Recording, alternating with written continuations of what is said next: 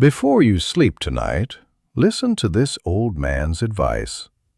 Subscribe to my channel for more life-changing wisdom that can transform your perspective and help you live with greater purpose and peace. There's something profound about the wisdom of someone who has walked this earth for decades, someone who has tasted both the sweetness of joy and the bitterness of regret. Tonight, I want to share with you the kind of advice that comes from a man who has seen seasons change, watched loved ones come and go, and learned lessons that only time can teach. This isn't just another motivational speech. This is the kind of truth that settles in your bones and changes how you see tomorrow morning. Picture an old man sitting on his porch as the sun sets, the golden light casting long shadows across weathered hands that have built, created, loved, and lost. His eyes hold stories, and his voice carries the weight of experience. If you're willing to listen, really listen, what he has to say could shift everything about how you approach your remaining days on this planet. He begins by telling you something simple, yet revolutionary. Stop waiting for the perfect moment. He's watched too many people postpone their dreams, delay their happiness, and put off their purpose until conditions were just right. The devastating truth he learned is that perfect moments don't exist. They're manufactured by people who decide that this moment, right now, with all its imperfections and uncertainties, is good enough to begin. He waited years to tell someone he loved them, thinking he needed to be more successful first.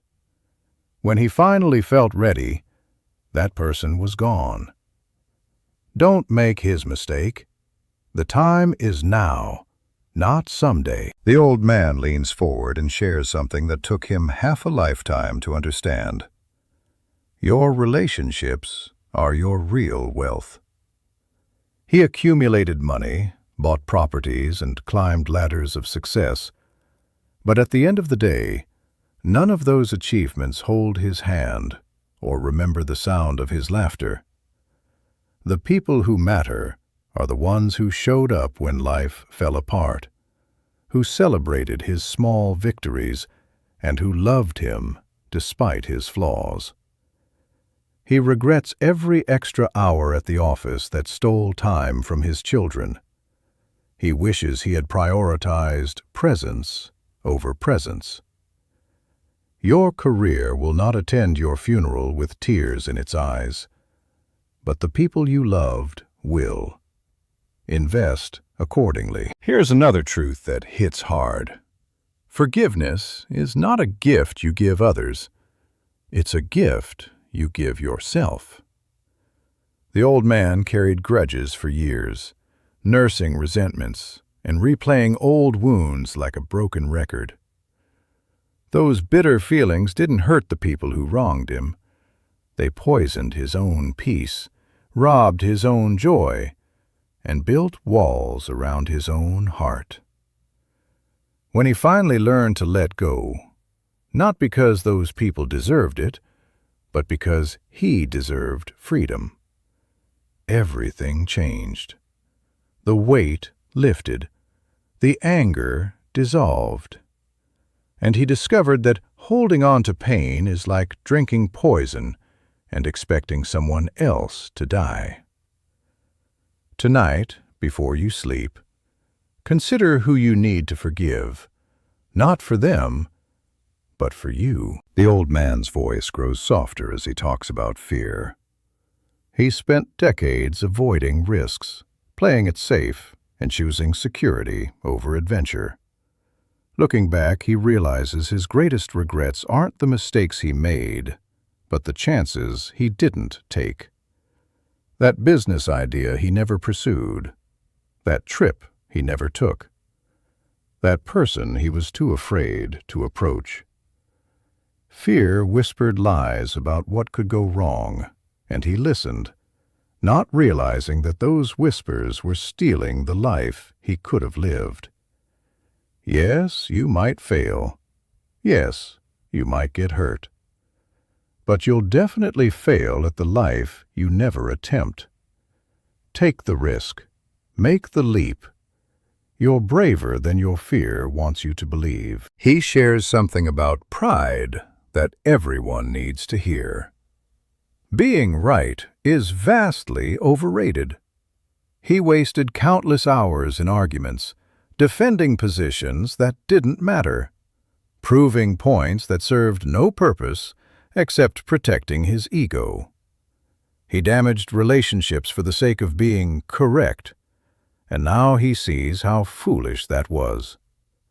Sometimes, even when you're right, choosing peace over pride is the wiser path. Sometimes letting someone else have the last word is the strongest thing you can do. Your need to win every argument will leave you victorious and alone. Choose connection over correctness whenever possible. The old man talks about time with a sadness in his eyes. He thought he had endless amounts of it. Days turned to months, months to years, and years to decades faster than seemed possible. People talk about spending time, but you can't spend what you don't own. Time passes whether you use it wisely or waste it foolishly. He wishes he had savored more moments instead of rushing through them to get somewhere else.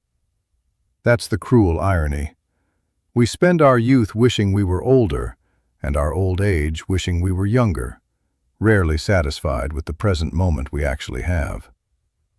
Before you sleep tonight, be grateful for this day.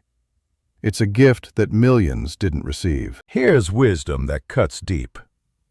Stop seeking validation from people who don't matter. The old man spent too many years trying to impress people he didn't even like, seeking approval from folks whose opinions shouldn't have carried weight. He shaped his decisions around what others might think, censored his authentic self to fit in, and exhausted himself trying to be everything to everyone. The truth that finally freed him was this: people who mind don't matter, and people who matter don't mind. The right people will love you as you are. Everyone else's opinion is background noise. Live for your own approval, not the applause of strangers. The old man shifts in his seat and tells you something about gratitude. It's the secret to contentment. He chased more for decades. More money, more success, more recognition, more stuff. The pursuit was endless because the finish line kept moving. Then one day, after loss taught him perspective, he started noticing what he already had. Health that let him wake up.